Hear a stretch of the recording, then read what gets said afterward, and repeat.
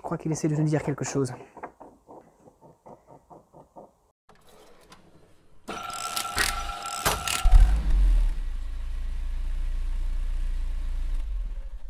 Aujourd'hui, on s'attaque.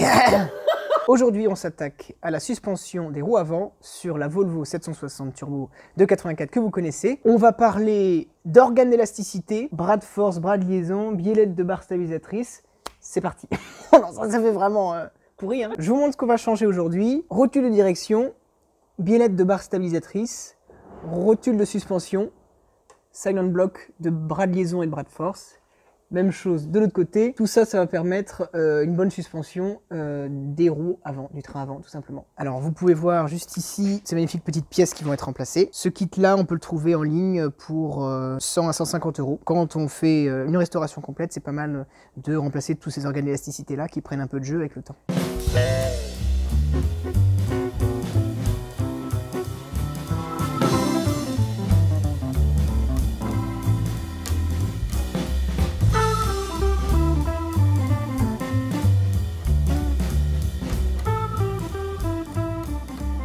Je viens de démonter les roues pour me faire un petit peu de place. Avant d'attaquer de la grosse visserie comme ça, c'est bien de lubrifier un petit peu avec du lubrifiant, type WD-40 ou Transil. Ça permet de faciliter le démontage tout simplement. Ça paraît pas comme ça, on dirait que ça sert strictement à rien, mais je ne finirai pas cette phrase. Mais ça agit quand même, hein. Ça pénètre dans la matière. Ouf. C'est aussi ça. La mécanique. Putain. Il a jamais voulu venir. Yes. Bon.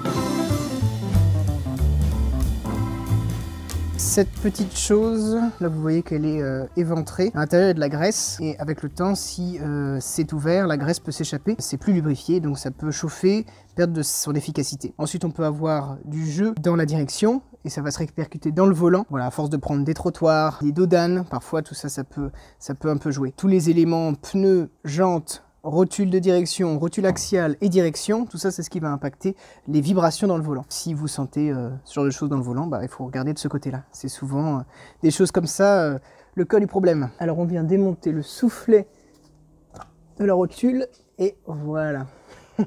Alors ça, c'est pas très bon signe. Ça c'est du liquide de direction assistée qui s'est retrouvé dans les soufflets de rotule axiale, ce qui veut dire que ma crémaillère de direction fuit tout simplement. Donc il faudra qu'on se penche dessus pour remédier au problème, puisque normalement là c'est hermétique de ce côté-là. Séquence déception.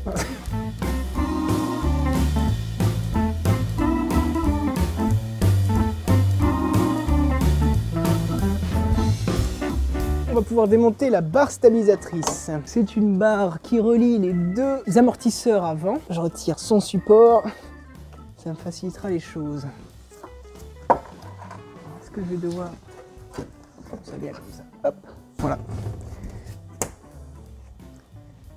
Et je viens remettre ces petites choses-là qui viennent ici. Là, vous voyez, ils sont là. Ceux-ci sont pas trop en mauvais état, mais on les changera aussi.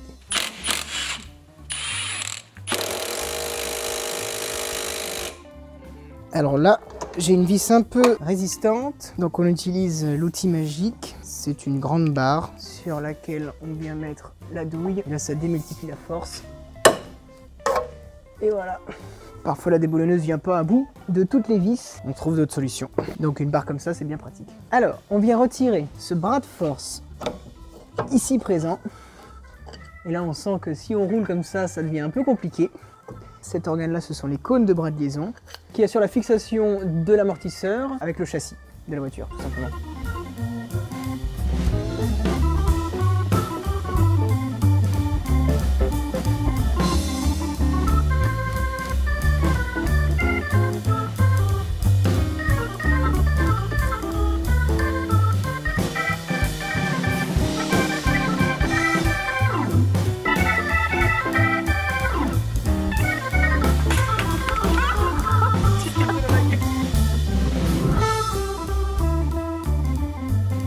Alors, c'est le moment d'utiliser la presse d'atelier, la presse hydraulique. On a retiré, comme vous l'avez vu, le silent block qui était juste ici. Là, on va pouvoir le remettre. On va retirer celui-ci, le gros qui est là, on le remplacera par ça.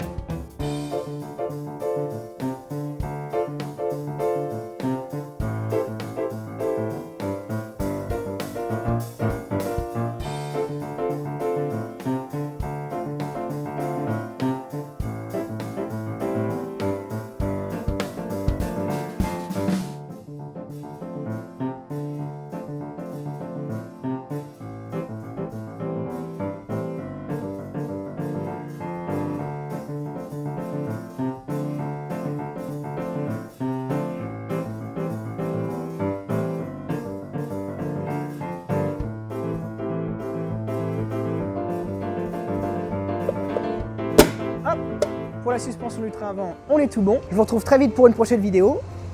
Je vous laisse. J'ai rendez-vous, je pars en Amérique.